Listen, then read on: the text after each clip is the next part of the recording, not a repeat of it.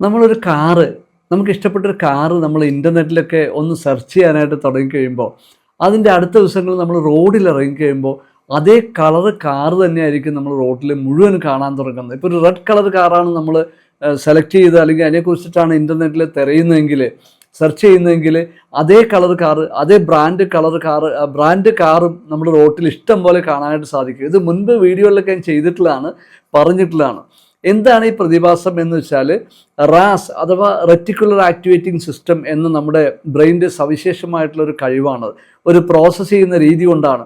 വാസ്തവത്തിൽ ആ റോട്ടിൽ ആ കാറുകൾ നേരത്തെ ഉണ്ടായിരുന്നു, പക്ഷേ നമുക്കത് കാണാൻ പറ്റിയിരുന്നില്ല എന്നുള്ളത് എന്തുകൊണ്ടാണെന്ന് വെച്ചാൽ നമ്മുടെ ഫോക്കസ് അതിനകത്ത് ആയിരുന്നില്ല എന്നുള്ളതുകൊണ്ടാണ്. ഇതെല്ലാം ബ്രെയിനിൻ്റെ സവിശേഷമായിട്ടുള്ള കഴിവുകളാണ്. അതുപോലെ നമ്മുടെ ഉപബോധ മനസ്സിൻ്റെ കഴിവെന്ന് പറയുന്നത്, ഉപബോധ മനസ്സിന് തമാശയാണോ കാര്യമാണോ എന്നറിയില്ല, നമ്മുടെ മനസ്സിൽ നിരന്തരം നമ്മൾ എന്താണ് ചിന്തിച്ചുകൊണ്ടിരിക്കുന്നത്, ഏത് കാര്യത്തെക്കുറിച്ചിട്ടാണ് നിരന്തരം ചിന്തിച്ചുകൊണ്ടിരിക്കുന്നത് എന്ന് വെച്ചാൽ, ഏറ്റവും ഡൊമിനൻ്റായിട്ട് നിൽക്കുന്ന ആ കാര്യം നിങ്ങളുടെ ഉപബോധ മനസ്സ് നിങ്ങളുടെ ജീവിതത്തിൽ യാഥാർത്ഥ്യമാക്കി തരും എന്നുള്ളതാണ് ഏറ്റവും വലിയ ഒരു സവിശേഷത. ഇതാണ് സയൻസ് പറയുന്ന കാര്യവും.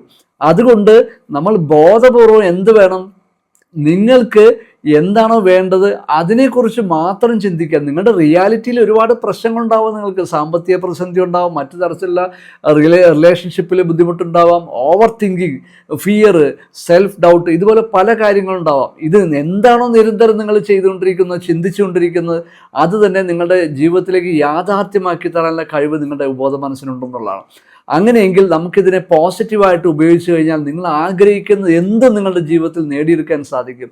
അതിന് നിങ്ങൾക്ക് ഒരു ടെക്നിക്ക് കൂടി ഞാൻ പറഞ്ഞുതരാം. ഞാൻ മുൻപ് പറഞ്ഞിട്ടുള്ള ടെക്നിക്കാണ്, ഇതറിയാത്തവർക്ക് വേണ്ടി ഒന്നുകൂടി പറയുന്നതാണ്. 369 എന്ന ടെക്നിക്ക് നിങ്ങൾക്ക് അപ്ലൈ ചെയ്യാവുന്നതാണ്. നിങ്ങൾ ആഗ്രഹിക്കുന്ന ഏറ്റവും പ്രധാനപ്പെട്ട ഒരു കാര്യം, നിങ്ങൾ രാവിലെ 3 തവണ എഴുതുക, ഉച്ചയ്ക്ക് 6 തവണ എഴുതുക, വൈകിട്ട് ഉറങ്ങുന്നതിന് മുൻപ് 9 തവണ എഴുതുക. ഇത് റിപ്പീറ്റ് ചെയ്ത് നിങ്ങൾ എഴുതുമ്പോൾ നിങ്ങളുടെ ഉപബോധ മനസ്സിലേക്ക് ആ കാര്യം നടന്നു കഴിഞ്ഞ ഒരു ഫീലിങ്സോട് കൂടി വേണം നിങ്ങൾ എഴുതാനും. അത്ഭുതകരമായിട്ട് ഇത് റിസൾട്ട് കിട്ടിയിട്ടുള്ള ഒരു ടെക്നിക്ക് കൂടിയാണ്. നിങ്ങൾ സംശയിക്കാതെ തന്നെ, ഒരു സംശയവും കൂടാതെ ധൈര്യമായിട്ട് നിരന്തരം എഴുതുക, നിങ്ങൾക്കത് നേടിയെടുക്കാൻ സാധിക്കുക തന്നെ ചെയ്യും.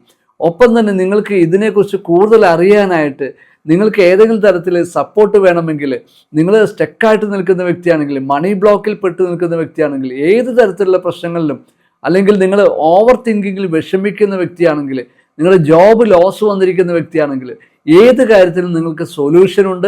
തീർച്ചയായിട്ടും അതിനുവേണ്ടി ഞാൻ നിങ്ങളെ സഹായിക്കാൻ തയ്യാറാണ്. നിങ്ങൾ താഴെ കാണുന്ന വാട്സപ്പ് നമ്പറിലേക്ക് ഒന്ന് എന്നെ കോൺടാക്റ്റ് ചെയ്താൽ മാത്രം മതി.